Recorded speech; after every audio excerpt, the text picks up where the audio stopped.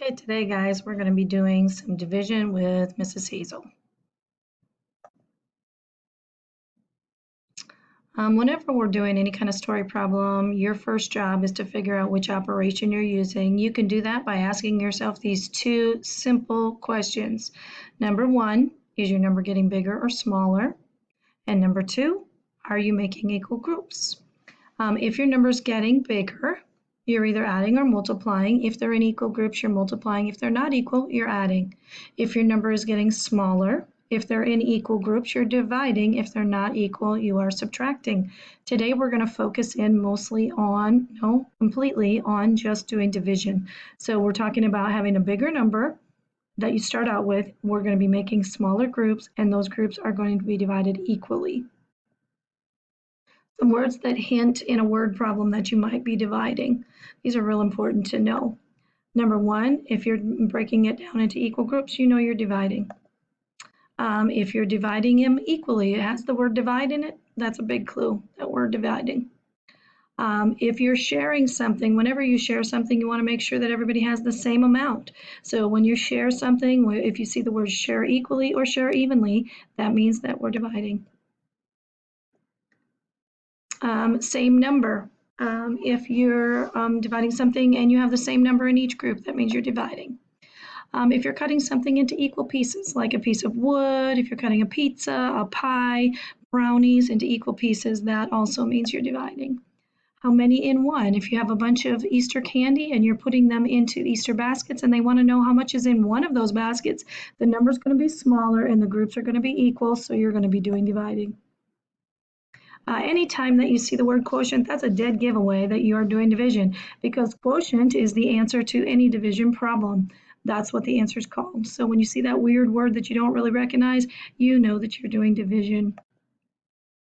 Anytime that you're taking a larger number and you're breaking it down or dividing it or separating it or putting it into different containers, you're doing division.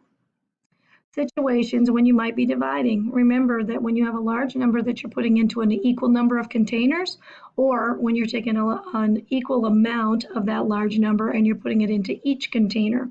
So if you have a large amount of trash and you're putting it into trash cans or trash bins, if you have a large amount of shoes and you're putting those into boxes, maybe you have a large number of pizza slices and you're putting those into kids or into children's mouths. If you have trees and you're putting them into holes, ice cubes into glasses, your glasses are your containers, your ice cubes are your large number. If you have students or people that you're putting into buses, cars, vans, airplanes, any kind of vehicles. If you have pennies that you're putting into pockets or stripes onto shirts or teeth into mouth, or dogs into dog houses, or swimmers, oh my goodness, yes, that could be your larger number, into sharks, yes, those could be your containers, oh my.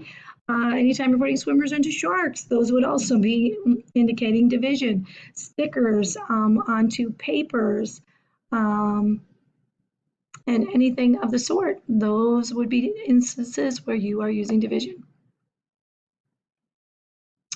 Our long division steps. Long division is the first type of division that we're going to be talking about today. This is one that many of you have been doing. This is the one that your parents are most familiar with. That's when we use the long division steps of divide, multiply, subtract, and bring down. And then we remember that the R at the bottom is to repeat, or that is your remainder. Remember when we're doing our division steps, our first job is to write those division steps down. Daddy, mommy, sister, brother, rover. Those are the words that we remember so that we can remember those steps. I'm doing 714 divided by 6, so my first step is to write the 6's down on my paper. I'm going to write all my 6's down, 6, 12, 18, 24, 30, 36, 42, 48, 54, and 60. I usually stop when I get to 6 times 10.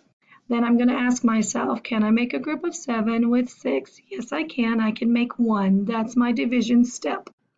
Then I'm going to do my multiply. 6 times 1 is 6. Write that down. That's my multiply. Then I'm going to subtract. 7 take away 6 is 1. Then I'm going to bring down my next extra number, which is the 1.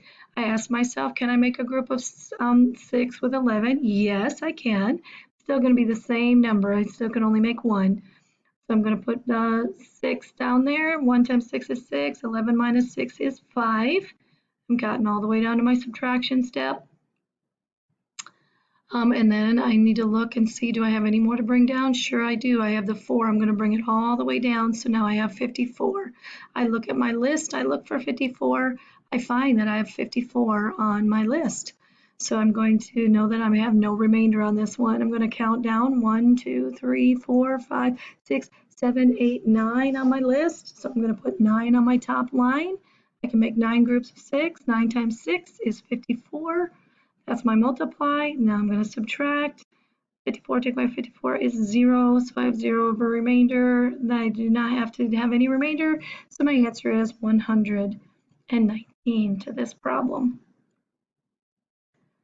Let's try another one. This one, we're going to do 5,321, and we're going to divide it by 7. So I'm going to write down my 7s. 7, 14, 21, 28, 35, 42, 49, 54, 56, and 63, and then 70. Remember, the more times that you write it down, the easier it is for you to remember. I write my daddy, mommy, sister, brother, Rover. I'm going to ask myself, can I make a group of 5 with 7? No, so I have to look at 53. I look to my list. The closest I can get to 53 is 49. I'm going to count down 1, 2, 3, 4, 5, 6, 7. I'm going to put the 7 up here. That's my daddy step. 7 times 7 is 49. Look at my list. I'm going to go put my 49. That's my multiply. Now I'm going to subtract. I got a dot on top. Stop and go to my neighbor. 13 minus 9 is 4. 4 take away 4 is 0. I do not have to put that. Then I'm going to bring down my 2. Now I have 42. I'm going to look at my list.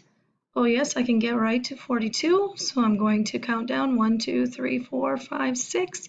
Put my 6 at the top. 6 times 7 is my multiply. That's going to be 42. I'm going to now subtract. 2 take away 2 is 0. 4 take away 4 is 0. I still have that 1 hanging out there. I need to bring it down. Because I just brought it down, it is not my remainder yet. Now I need to ask, can I make a group of 7 with 1? My answer is no. I can only make 0 number of groups, so I need to put that 0 up there. 0 times 7 is 0. I subtract. 1 take away 0 is 1. That now becomes my remainder. So now my answer is 760 with a remainder of 1. And that is how you do long division.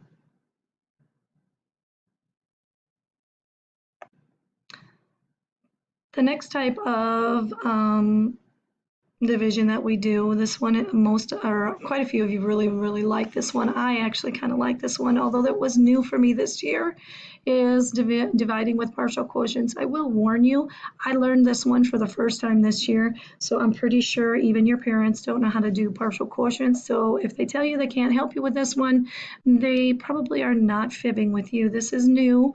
It's actually just a new way to think about it. I think it's actually kind of easy, and it actually goes through many of the same steps as long division. But here we go. So dividing with partial quotients. I do the same thing as I do with the regular ones. I write down all my 7s. This one is 2,346, and I'm divided by 7. I can't make a group of 7 with 2, so I have to look at 23. On my list, 21's as close as I can get. I write it right underneath my 23.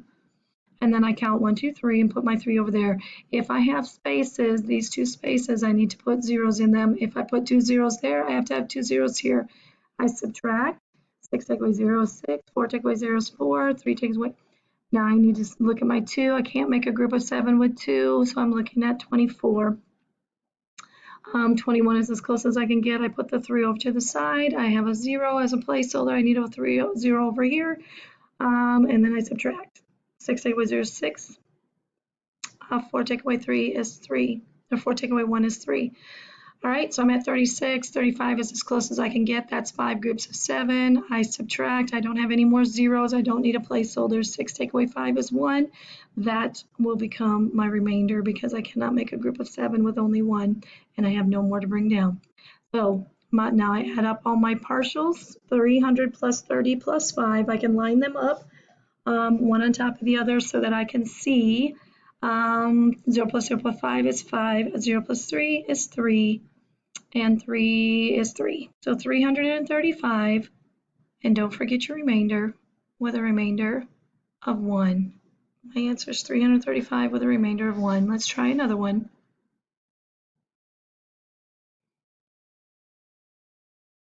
All right, this time we're going to do 4s. 4, 8, 12, 4 times 4 is 16, 4 times 5 is 20, 4 times 6 is 24, 4 times 7 is 28, 4 times 8 is 32, 4 times 9 is 36, and 4 times 10 is 40.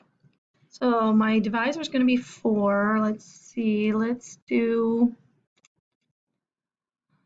1,346. And remember that big 7 is the symbol that you need. Can't make a group of 4 with 1, so I'm looking at 13. 12 is as close as I can get. So I'm going to put the 12 here. Placeholder, placeholder. 2 zeros, 2 zeros. I need 2 buddies to even it out. 6, then I have a 4, then I have a 1. All right, can't make a group of 4 with 1, so I'm looking at 14. 12 again is as close as I can get over there, so I'm going to put that was 3 groups. I need a buddy under my 6. I need a buddy on the other side to even it out and balance it. 4 take away 2 is 2. Can I make a group of 4 with 2? No. Can I make it with 26? Yes. How many groups can I make? 24 is as close as I can get, so I count down 1, 2, 3, 4, 5, 6. Put the 24 here, and that's 6 groups. I subtract it, that's a 2. I don't have any more to bring down. I can't make a group of 4 with 2, so that becomes my remainder. So I have 300 plus 30 plus 6, which is equal to 336 with a remainder of, with a remainder of 2. I wrote that wrong, sorry. 336 with a remainder of 2 would be the correct answer to that one. All right, so just to recap some things that you need to remember. Remember that when you are doing division, you're doing division, if you have a large number of items that you're breaking down into equal groups or putting an equal number into containers. When the numbers are smaller, when they used to be smaller, you just drew the groups and you handed out the pieces. Now you can't do that so easily because we have such large numbers. One strategy that we use for division for large numbers is long division using the steps daddy, mommy, sister, brother, and rover, or divide, multiply, subtract, bring down, and a remainder. Another strategy that many of you like is using partial quotients. If you have any questions, please let me know. I'll be happy to help you with that. Hopefully, you'll be able to do your division problems on your assignment for this week.